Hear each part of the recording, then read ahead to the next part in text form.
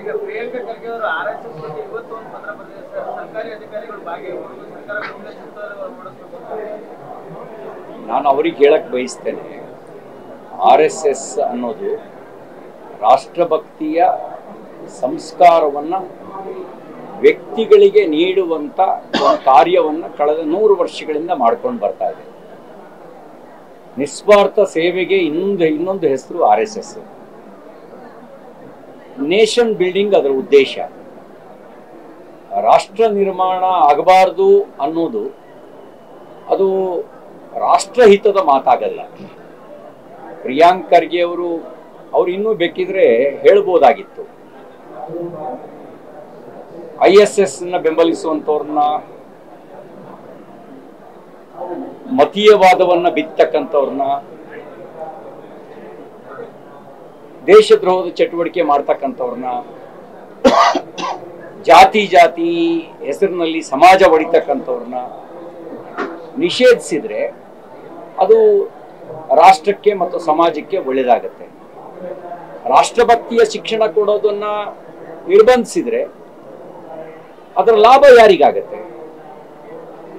ಸಮಾಜ ಒಡೆಯವರಿಗಾಗತ್ತೆ, ರಾಷ್ಟ್ರದ್ರೋಹಿಗಳಿಗಾಗತ್ತೆ. ಈ ಪ್ರಿಯಾಂಕ್ ಖರ್ಗೆ ಅವ್ರದ್ದು ತಾವು ಆಡ್ತಿರ್ತಕ್ಕಂಥ ಮಾತು ರಾಷ್ಟ್ರಹಿತದ ಮತ್ತು ಸಮಾಜ ಹಿತದ ಮಾತಲ್ಲ. ರಾಷ್ಟ್ರೀಯ ಸ್ವಯಂ ಸೇವಕ ಸಂಘ ಜಾತೀಯತೆ ಅಳಿಬೇಕು, ಅಸ್ಪೃಶ್ಯತೆ ತೊಲಗಬೇಕು, ಸಾಮಾಜಿಕ ಸದ್ಭಾವನೆ ಮೂಡಬೇಕು, ರಾಷ್ಟ್ರ ಅದು ಸರ್ವೋಪರಿ ಆಗಬೇಕು, ಭಾರತ ವಿಶ್ವಗುರುವಾಗಬೇಕು ಅನ್ನುವಂಥ ಹಂಬಲ ಇಟ್ಕೊಂಡು ವ್ಯಕ್ತಿಗಳ ನಿರ್ಮಾಣ ಮಾಡುವ ಕಾರ್ಯವನ್ನು ಮಾಡ್ತಾ ಇದೆ. ಅದನ್ನು ವಿರೋಧಿಸುವ ನಿಮ್ಮ ಮನಸ್ಥಿತಿಯನ್ನ ನೀವು ಬದಲಾಯಿಸಿಕೊಳ್ಳಿ. ನಿಮ್ಮ ಮನಸ್ಥಿತಿ, ಅದರಿಂದ ಲಾಭ ನಿಮ್ಮ ಈ ಒಂದು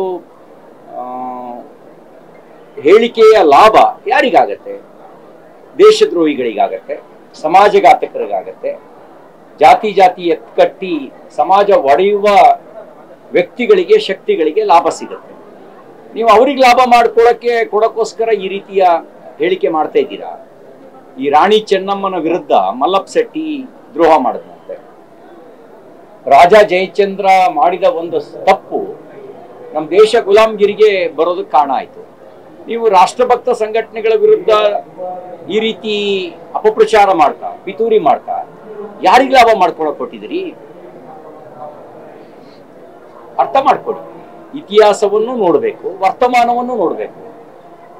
ನಗನಗ್ತಾ ಇದ್ದಂಥ ಬುದ್ಧನನ್ನ ಫಿರಂಗಿ ಇಟ್ಟು ಉಡಾಯಿಸಿದಂಥ ವಿಚಾರ ಯಾವುದು? ಅದು RSS ವಿಚಾರನ? ಬಾಮಿಯಾನ್ನಲ್ಲಿ ಸಾವಿರಾರು ವರ್ಷಗಳಿಂದ ನಗ್ನಗ್ತಾ ಇದ್ದ ಬುದ್ಧ ಅವನನ್ನು ಫಿರಂಗಿ ಇಟ್ಟು ಉಡಾಯಿಸಿದ್ದು. ಯಾವ ವಿಚಾರ ಉಡಾಯಿಸಿದ್ದು? ಅದು RSS ವಿಚಾರ ಅಲ್ಲ. RSS ವಿಚಾರ ಬುದ್ಧನಿಗೂ, ಬಸವಣ್ಣನವರಿಗೂ, ಮಹಾವೀರರಿಗೂ, ಕನಕದಾಸರಿಗೂ, ಅಂಬೇಡ್ಕರ್ ಅವರಿಗೂ ಅವರು ಹೇಳಿದ ಅಮೃತ ವಚನಗಳನ್ನ ಶಾಖೆಯಲ್ಲಿ ಸ್ವಯಂ ಸೇವಕರಿಗೆ ಕಲಿಸುತ್ತೆ. ಅವ್ರು ಹೇಳಿದಂಥ ರಾಷ್ಟ್ರೀಯ ವಿಚಾರಗಳನ್ನು, ಒಳ್ಳೆ ವಿಚಾರವನ್ನು ಕಲಿಸುತ್ತೆ. ಅಂದ್ರೆ ಇದು ನಿಮ್ಗೆ ಅಪತ್ಯ ಆಗಿದೆಯಾ? ದೇಶಭಕ್ತಿಯ ಶಿಕ್ಷಣ ಕೊಡೋದು ಅಪರಾಧವಾ? ನೈತಿಕ ಮೌಲ್ಯಗಳನ್ನು ಬಿತ್ತೋದು ಅಪರಾಧ ಆಗುತ್ತಾ?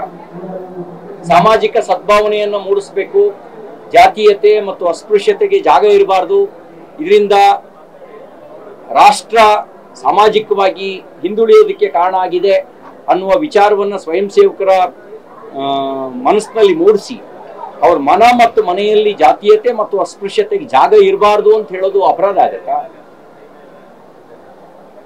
ಹಾಗಾಗಿ ನಿಮ್ಗೀಗ RSS ಅದಕ್ಕೆ ಮೆಂಬರ್ಶಿಪ್ ಅವಶ್ಯಕತೆ ಇಲ್ಲ, ದುಡ್ಡು ಕೊಡಬೇಕಾಗಿಲ್ಲ. ಬನ್ನಿ ಶಾಖೆಗೆ, ಏನ್ ಶಿಕ್ಷಣ ಕೊಡುತ್ತೆ ನೋಡಿ. ನಿಮ್ಮ ಅನುಭವ ಕೆಟ್ಟದ್ದಿದ್ರೆ ಆಗ ನೀವು ಹೊರಗಡೆ ಬಂದು ಹೇಳಿ. ಕೋಟ್ಯಾಂತರ ಜನ ಯಾಕೆ RSSನ ಬೆಂಬಲಿಸ್ತಾ ಬಂದಿದ್ದಾರೆ? ನೀವು ಯೋಚನೆ ಮಾಡಿ, 1925ರಲ್ಲಿ ಮೋಹಿತೇವಾಡ ಅಂತಕ್ಕಂಥ ಒಂದು ನಾಗಪುರದ ಒಂದು ಬಡಾವಣೆಯಲ್ಲಿ ಪ್ರಾರಂಭ ಆದಂಥ ರಾಷ್ಟ್ರೀಯ ಸ್ವಯಂ ಸೇವಕ ಸಂಘ ಹೇಗೆ ಇವತ್ತು ದೇಶವ್ಯಾಪಿ ವಿಸ್ತಾರ ಆಯಿತು? ತನ್ನ ವಿಚಾರದ ಕಾರಣಕ್ಕೆ, ತನ್ನ ಸಮರ್ಪಿತ ಬದುಕಿನ ಕಾರಣಕ್ಕೆ, ತನ್ನ ಸೇವೆಯ ಕಾರಣಕ್ಕೆ ದೇಶವ್ಯಾಪಿ ವಿಸ್ತಾರ ಆಯಿತು. ಇದೇ ಸಂದರ್ಭದಲ್ಲಿ ಕಾಂಗ್ರೆಸ್ ಸೇವಾದಳಕ್ಕೂ 100 ವರ್ಷ. ಯಾರು ನೆನಪಿಸ್ಕೊಳ್ಳೋರಿದ್ದಾರಾ? ಅದನ್ನ ನೀವು ಕಾಂಗ್ರೆಸ್ ನಾಯಕರ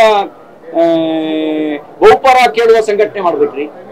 ರಾಷ್ಟ್ರೀಯ ಸ್ವಯಂ ಸೇವಕ ಸಂಘ ದೇಶದ ಬಹುಪರ ಕೇಳಕ್ ಹೊರಟ್ರೆ, ನೀವು ಅದೇ ಸಂದರ್ಭದಲ್ಲಿ ಪ್ರಾರಂಭ ಆದಂತ ಕಾಂಗ್ರೆಸ್ ಸೇವಾದಳವನ್ನ ನಿಮ್ ನಾಯಕರ ಬಹುಪರ ಕೇಳಕ್ಕೆ, ಚೇರ್ ಎತ್ತಿಡೋದಕ್ಕೆ, ಕಸ ಗುಡ್ಸಕ್ಕೆ ಇಟ್ಕೊಂಡ್ರಿ. ಹಾಗಾಗಿ ಇವತ್ತು ಅದು 100 ವರ್ಷ ಆಗಿದೆ ಅನ್ನೋ ನೆನಪು ಕೂಡ ಯಾರಿಗೂ ಇಲ್ಲ ನಿಮ್ದೇ ಕಾಂಗ್ರೆಸ್ ಸೇವಾದಳಕ್ಕೆ.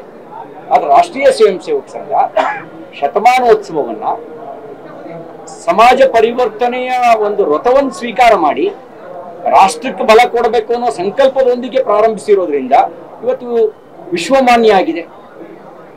ಯಾವುದನ್ನು ವಿರೋಧಿಸ್ತೀರಿ?